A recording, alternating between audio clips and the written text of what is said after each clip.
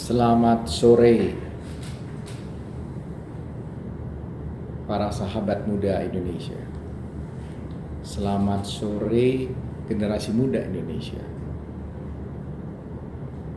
Saya dalam kesempatan ini bukan bermaksud untuk menggurui, sama sekali tidak.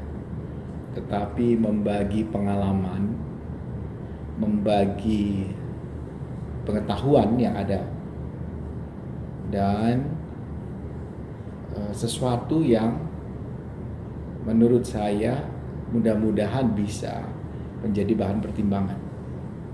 Pernah satu ketika saya mengalami satu peristiwa di mana saya tidak mau menerima saran orang, tidak mau menerima pendapat orang, dan menganggap pendapat-pendapat itu, saran-saran itu untuk saya sesuatu yang tidak bernilai atau setidak-tidaknya terlalu subjektif buat mereka. Bahkan tidak membawa saya ke pemecahan masalah. Artinya dia tidak solutif. Tetapi kemudian satu ketika saya pernah mendapatkan sebuah saran yang juga saya anggap saran ini seperti ini aja ya, seperti yang sudah-sudah. Tetapi ketika kemudian saya mengambil sebuah keputusan, ternyata keputusan saya itu persis sama dengan apa yang disarankan oleh seseorang itu. Mengapa ini sering terjadi kepada kita? Mengapa kita sering tiba-tiba bersikap a priori terhadap pendapat orang lain, a priori terhadap saran orang lain, apalagi kalau saran itu kita anggap nggak ada gunanya? Saya kira pertama, menurut pengalaman saya, karena kita tidak sedang memohon seseorang untuk memberikan saran kepada kita. Jadi kita tidak sedang meminta saran, tiba-tiba ada orang datang memberikan saran. Itu mungkin sesuatu yang buat kita kurang menyenangkan. Tidak convenience, mengganggu kenyamanan kita. Yang kedua adalah ketika kita minta saran pada seseorang itu memberikan saran yang tidak sesuai dengan harapan kita. Kan aneh bukan? Misalnya kita menginginkan soal pacaran misalnya, kan semua orang mungkin yang sudah remaja pernah pacaran gitu. Terus waktu pacaran, katakanlah Anda punya potensi akan putus sama sang pacar. Anda bermenung begitu kan. Lalu orang lain tahu apa sebenarnya sebabnya Anda dalam hari-hari terakhir itu Anda termenung. Ini jangan-jangan karena dia ini mau ditinggal sama si doi ya gitu kira-kira. Nah, orang ini mau memberikan saran, tetapi saran yang dia berikan itu tidak sesuai dengan harapan Anda. Ya, tidak sesuai dengan harapan Anda karena misalnya dia menyarankan sesuatu, ya Anda begini sih, mestinya kan jangan perlakukan sang pacar itu seperti sudah pasti akan menjadi suami atau istri gitu. Tetapi dia kan namanya juga pacar. Jadi jangan dong kamu tiba-tiba meminta kepada dia sikap seakan-akan dia sudah menjadi milik kamu atau sudah menjadi pasangan tetap kamu. Nggak bisa begitu dong. Nah, pasti Anda akan marah. Loh tidak dong, ini kan kita harus memulainya itu dari sesuatu yang kita sama-sama rintis, sama-sama kita saling percaya.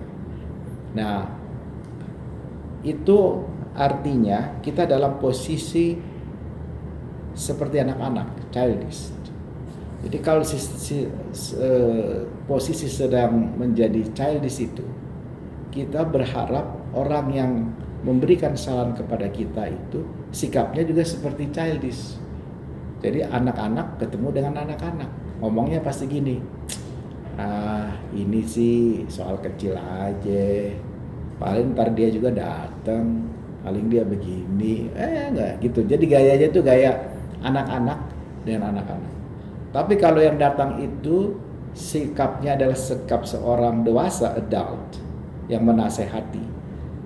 Begini dong, lu sih sama dia kan kemarin bla bla bla gitu. Nah, kalau sikapnya adalah sikap orang yang menasehati seperti itu, dan Anda tidak dalam posisi minta dinasehati karena itu, pasti Anda anggap nggak benar.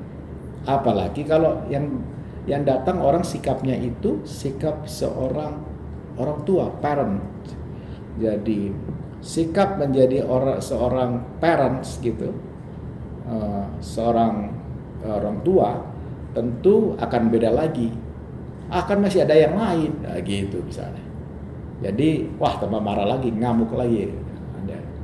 Jadi kita harusnya menaikkan kita punya posisi, ya posisi kita. Waktu kita dalam posisi seperti itu, waktu orang memberikan saran kepada kita, kita berpikir saran dia ini menyerang kita ke sikap kanak-kanak kita, childish, atau meminta kita untuk berpikir dewasa, naik ke tingkat berikut, atau bahkan ke orang tua, gitu. Nah, kalau itu terjadi, maka Anda akan membuka diskusi dengan dia.